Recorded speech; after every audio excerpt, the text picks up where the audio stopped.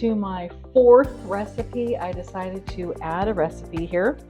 This is a spinach smoothie, but you may not always do it this way. So here it is, my version of the spinach smoothie.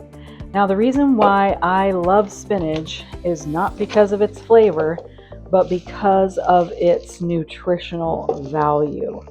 So most people just grab a handful, but I'm going to put as much as I possibly can in this container, only leaving a small bit of room at the top. And I'm smashing it down. I'm using a NutriBullet, but you are more than welcome to use anything else that blends all this together.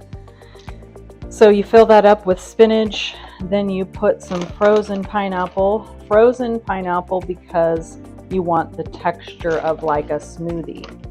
So a few pieces of that, and then several strawberries.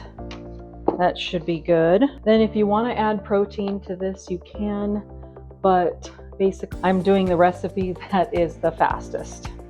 So all I'm going to do is pour this water in here until it's about 3/4 full and wait for it to go down. I probably could have added some more spinach, but that's good for now. Then I put the lid on and put it in the NutriBullet upside down. Obviously, if you have one, you know exactly how to use it, and spin it. So that spin was about a minute long because you want to make sure that all of those frozen fruits and the spinach gets pulverized completely.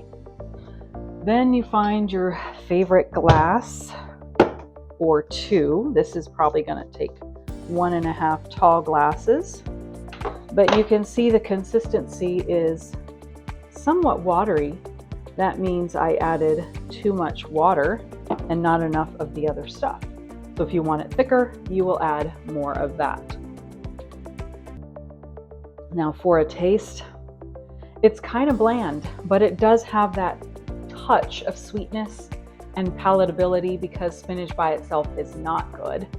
But look at all that spinach I'm able to drink in one sitting. Probably take me maybe a half hour to work on this, and I'm gonna make some more because I got a lot more spinach left.